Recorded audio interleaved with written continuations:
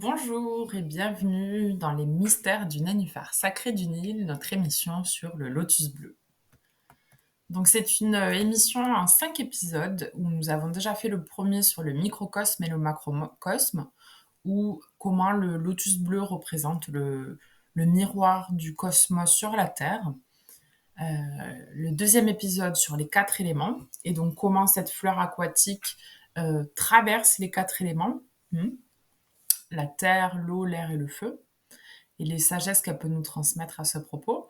Et aujourd'hui, on va parler de Néfertème. Néfertème, le dieu lotus. Saviez-vous qu'en Égypte antique, il existait le dieu du lotus bleu? Ce dieu s'appelle Néfertème. Il est associé à la beauté, au parfum et à la guérison, mais aussi à la renaissance et au soleil, de par son attribut principal qui trône sur sa tête, le lotus bleu. Donc, dans ma quête d'études, j'ai été fortement surprise de découvrir un dieu qui lui était associé. Je ne le connaissais pas avant mes recherches, car il est peu connu finalement. Mais tout ceci m'a confirmé son importance et son rôle symbolique. Et dans cet épisode, nous allons explorer son mythe pour essayer de mieux comprendre qui il est et ce qu'il représente. Donc les Égyptiens nous ont laissé un héritage d'une grandeur exceptionnelle, en termes de messages laissés par leur architecture, leurs hiéroglyphes, leurs œuvres. Mais cet héritage demande de changer un petit peu notre grille de lecture qui aujourd'hui est très rationnelle et logique, quand je pense que les messages qu'ils ont voulu nous laisser doivent s'appréhender d'une autre manière, d'une manière symbolique, pleine de sens, d'une manière vivante, quelque chose que l'on peut vivre de l'intérieur. Donc, ils enseignaient beaucoup sur la cosmogonie, sur la création de l'univers, et donc des manifestations divines de cet univers au travers de symboles et d'écritures qui finalement peuvent rester compréhensibles jusqu'à nos jours, puisqu'ils ont utilisé pour cela des symboles issus de la nature. Ils n'ont pas créé des concepts, mais ils ont vraiment utilisé la nature et le réel pour communiquer. Et donc, au fil des millénaires, on peut toujours naviguer dans ce qu'ils nous ont laissé grâce à cela. Par exemple, d'autres systèmes de communication et d'écriture, je pense au cunéiforme sumérien ou aux lettres hébraïques, sont rentrés dans l'abstraction pour exprimer une idée. À partir de là, déjà, ça a commencé à impacter sur le message laissé. Donc, plusieurs cycles cosmiques se sont succédés. Alors aujourd'hui, on dit que l'on est dans l'ère du Verseau. Eh bien, plusieurs ères se sont succédées. Et à chacune de ces ères, selon les Égyptiens, une différente manifestation du divin s'est exprimée. Donc finalement, si on prend un peu de hauteur sur leur manière de présenter les dieux, les divinités, on parle de polythéisme et puis après on dit que le monothéisme est apparu, mais en réalité, c'était des représentations différentes de manifestations du divin, ou alors une manifestation particulière de la divinité, un archétype. Donc, ceci étant dit, maintenant on va parler du concept des triades, qui est un ensemble de 3 principes divins et qui permettait justement d'exprimer la dimension manifestée du divin. Donc on trouvait ce principe de triade tout le long de l'Égypte, le long du Nil, où différentes triades étaient honorées. Et donc, pourquoi on va s'intéresser à ça? Parce que Néfertème, le dieu du lotus, lui-même est issu d'une triade. Donc il est le fruit de l'union d'un dieu et d'une déesse. Donc souvent dans la mythologie, ces triades, elles sont formées de 3 êtres qui forment un triangle. Et elles représentent souvent la source, le créateur, Dieu, mais dans une manifestation à 3 dimensions. Donc par exemple, il peut y avoir la manifestation de la naissance, de la création et de la mort, la manifestation du début, du milieu et d'une fin, et enfin celui du père, de la mère et de l'enfant. Et plusieurs traditions ont représenté la triade. Donc, je ne l'ai pas mise ici, mais il y a évidemment la tradition celtique avec son symbole du triskel qui exprime l'idée même de la Trinité, sans utiliser de Dieu pour l'exprimer. La tradition hindoue, dont là j'ai mis la première représentation, c'est la Trimurti, vraiment le mot pour la Trinité. La tradition chrétienne, bien sûr, avec Joseph, Marie et Jésus. Et enfin, la tradition égyptienne avec Isis, Horus et Osiris.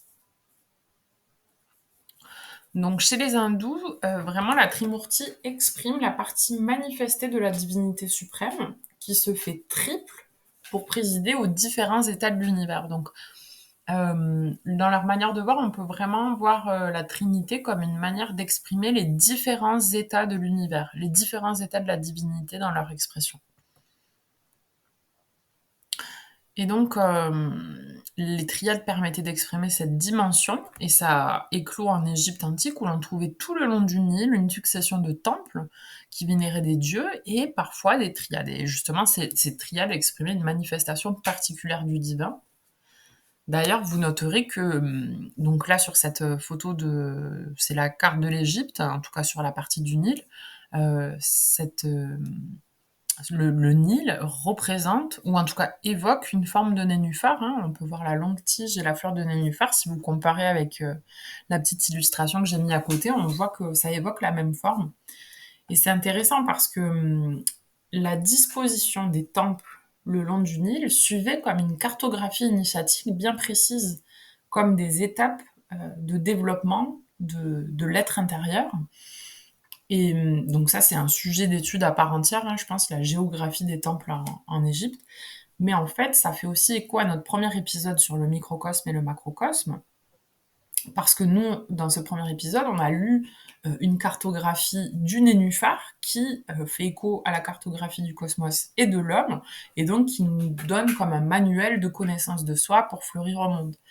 Eh bien, les Égyptiens voyaient tout comme cela. Donc même leur pays, leur géographie, le Nil, exprimait cette cartographie. Donc c'est passionnant parce qu'en réalité, là, on étudie l'Égypte et le lotus bleu, donc forcément, on s'intéresse au Nil.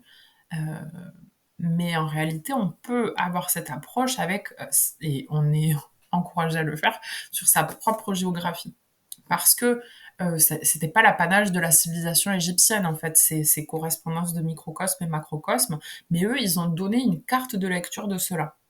En fait, l'évidence est sous nos yeux, mais on ne la voit pas, et eux nous ouvrent un chemin justement d'éveil à tout cela. Donc les architectures en général en Égypte étaient basées sur ce concept de miroir entre le ciel et la terre. Il y a un exemple très connu qui est l'alignement des pyramides de Gizeh, les 3 pyramides à côté du Caire, avec la ceinture de la constellation d'Orion. Donc à un moment particulier de l'année, là aussi il y a tout un champ d'études, il y a un alignement parfait entre les pyramides et la constellation. Donc on revient un petit peu à la première planche sur les cycles cosmiques. Ils avaient une fine connaissance des cycles cosmiques et ils savaient à quoi ça correspondait, comment ça impactait l'humanité, comment ça impactait l'homme. Donc dans ce cas précis, nous étudions Néfertem qui appartient à la triade de Memphis, donc dans le nord de l'Égypte, ici en dessous du Caire. Et c'est donc une forme de trinité particulière que nous allons étudier, c'est celle d'un principe masculin émetteur, d'un principe féminin récepteur, et le fruit de leur rencontre. Donc le père, la mère et l'enfant, mais en réalité, ça va bien au-delà de ça. Le père, la mère et l'enfant, c'est vraiment la meilleure expression naturelle de ce principe. Mais en réalité, ce principe masculin émetteur, ça peut être une idée, ce principe féminin récepteur, ça peut être l'action qui va lui donner corps, et le fruit de leur rencontre, tout simplement le fruit de ces deux initiatives. Donc, les temples principaux en Égypte, on aurait parfois des triades, la plus emblématique étant bien sûr Isis, Osiris et Horus, et d'ailleurs on en parle dans le prochain épisode puisqu'il va concerner l'œil d'Horus. Mais dans celui-ci, nous allons nous intéresser à une beaucoup moins connue, donc celle de Memphis. Donc il y en avait partout ailleurs en Égypte, il y avait à Mendes, à Thèbes, à Éléphantine, à Edfou, à Kwamambo. Je ne vais pas les détailler car c'est long, mais voilà, c'est un champ d'étude encore une fois pour chaque trinité. Donc nous aujourd'hui on parle du dieu Néfertem qui est à gauche sur cette planche et qui est voilà représenté avec une fleur de lotus trônant sur le sommet de sa tête, ainsi que 2 plumes sortant de ce lotus, parfois, hein, il n'est pas toujours dépeint comme ça, mais il est le fruit de l'union du dieu Ptah, qui est tout à droite de l'image, et de la déesse Sekhmet, d'accord, la déesse lionne. Donc ici, on est sur un relief du temple d'Abydos de Séti Ier, où on voit Sekhmet à gauche, la lionne solaire, et Ptah. Et donc Ptah, c'est vraiment le dieu créateur par excellence, hein. Lui-même appartient à une trinité. On va voir à quelle trinité il appartient. Donc c'est-à-dire Ptah est le dieu créateur, manifestation justement de ce principe de création dans le divin. Il est considéré comme le démiurge qui a existé avant toute chose et qui, par sa volonté, a pensé le monde. Il a d'abord conçu par la pensée, puis réalisé par le verbe. Il conçoit le monde par la pensée de son cœur et lui donne la vie par la magie de son verbe. Ce que Ptah a ordonné a été créé. Et en lui, les constituants de la nature, de la faune et de la flore sont contenus. Donc, Ptah, c'est le divin dans son aspect créatif, qui donne vie via le verbe. Donc, ça fait penser aussi à la Bible, qui exprime un peu la même chose. Et donc, il apparaît après il apparaît après la manifestation de Atum-Ra, donc qui est Dieu dans son potentiel non manifesté, et qui porte le mot Atum, hein. D'ailleurs, on va le retrouver dans l'étude du mot Nefertum, puisqu'on peut dire ces deux prononciations. Et donc, après la manifestation de Ptah, donc le divin créé, on a aussi la manifestation de Amun-Ra, où là, on rentre dans le dieu qui a créé l'homme à son image, dans un plus grand champ de conscience en réalité. Mais aujourd'hui, c'est de Ptah dont on va parler. Donc, Ptah, c'est vraiment la manifestation de la création par la volonté, l'apparition de l'univers, des planètes, du mouvement. On passe du non manifesté, Atum-Ra, au mouvement et à la création. Et donc, on peut l'associer à l'ère du taureau, hein, si on revient au cycle cosmique. L'ère du taureau, il y a moins de 4000 ans, à moins de 4000 ans. C'est cette force qui représente la force créatrice en action. Hein, le taureau symbolise vraiment cela, et partout à cette époque, à l'époque où on célébrait Ptah, était célébré le taureau Apis, le Mentu.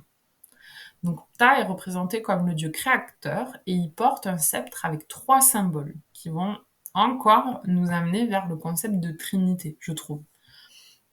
Parce que c'est la combinaison de 3 forces dans son sceptre. L'Ankh, qui est la force divine de vie, la croix de vie. Le Was, qui est en haut, c'est le sceptre qui maîtrise le serpent et qui représente physiquement dans l'homme l'artère principale. Et enfin, le Djed, le pilier de génération d'énergie, qui représente aussi la colonne vertébrale dans l'homme. Donc, on va le voir aussi dans le prochain épisode sur l'œil d'Horus. C'était clairement pas une civilisation primitive qui avait pas de connaissances de médecine ou anatomique, au contraire.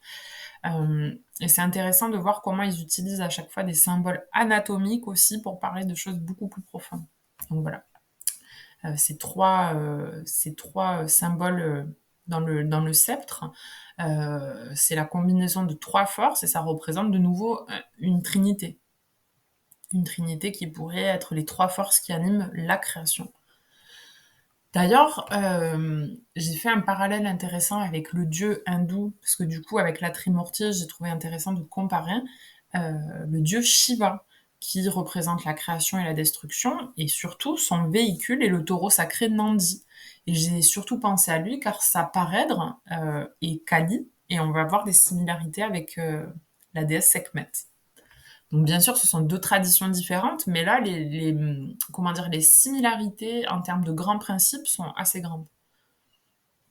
Donc on vient maintenant à Sekhmet, la déesse lionne, la lionne solaire, hein, qui est toujours coiffée d'un grand disque solaire. Elle est littéralement nommée la puissante. Et donc c'est la manifestation féminine du divin, hein, la manifestation féminine qui donne forme, qui donne vie à la création de son époux Ptah, le créateur. Elle réunit en elle donc les aspects de puissance, hein, de la lionne, la reine, mais aussi d'amour maternel, d'énergie et de douceur.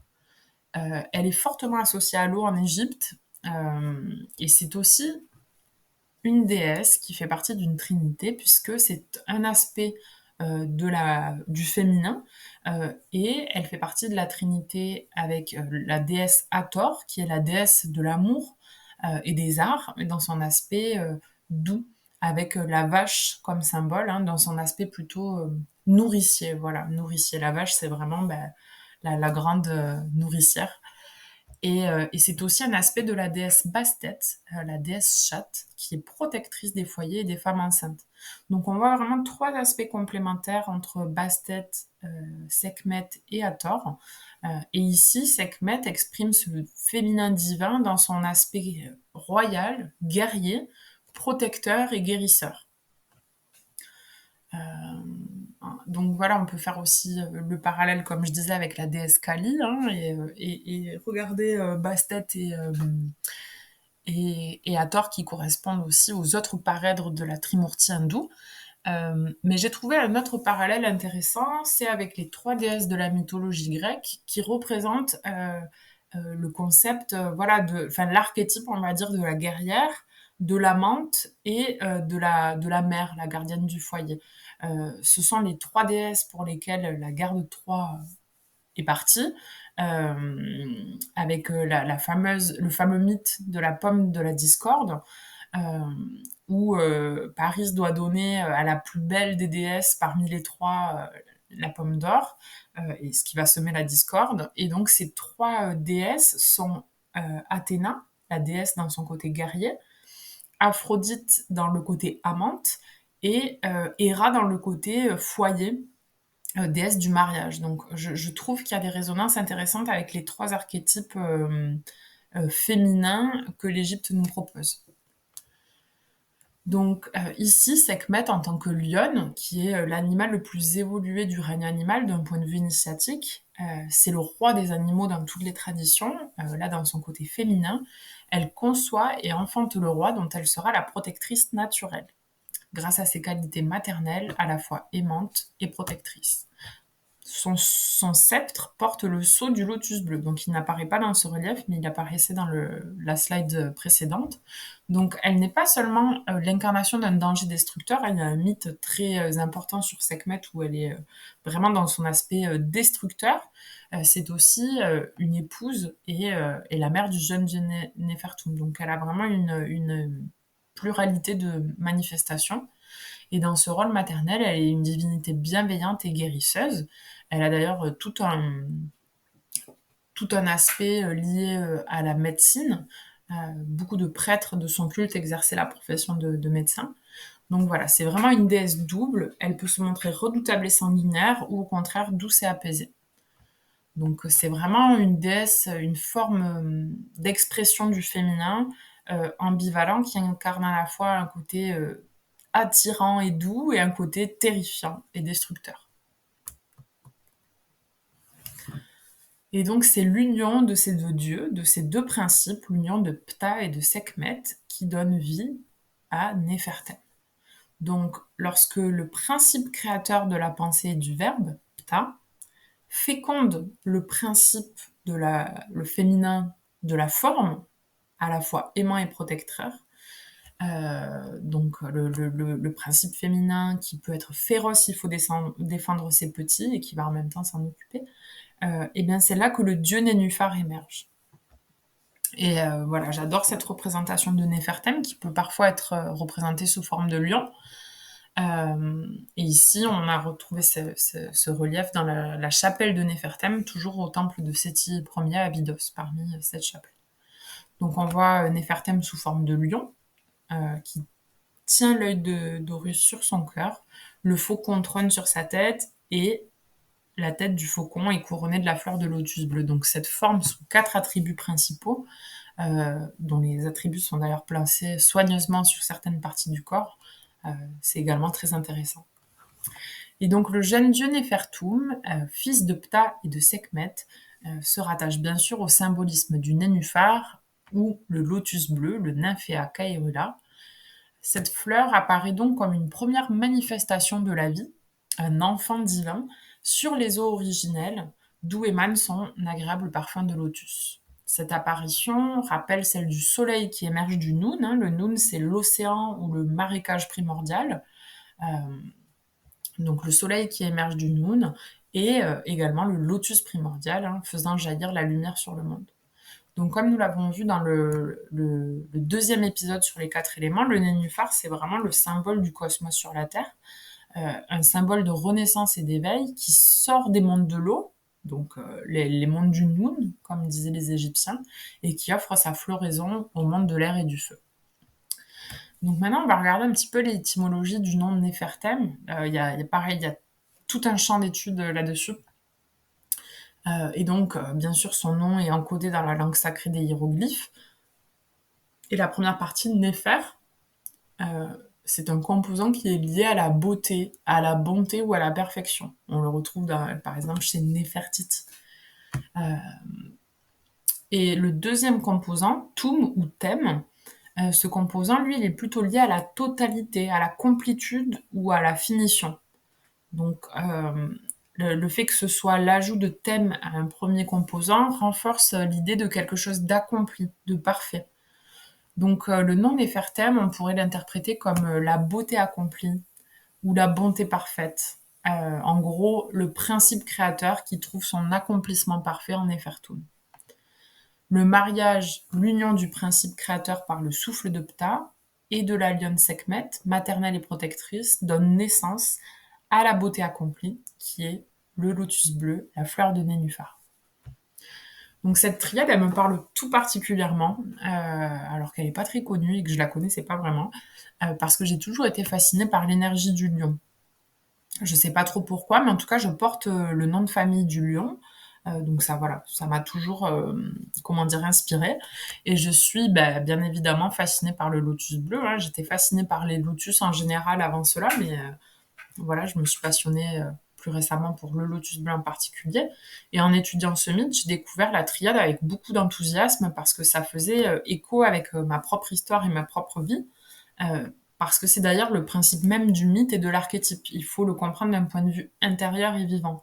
Et ici, comme on a la Trinité avec un principe masculin émetteur, féminin récepteur et le fruit de cette rencontre, ça nous parle à tout un chacun on porte tous ces principes-là et on est tous issus de ces principes-là.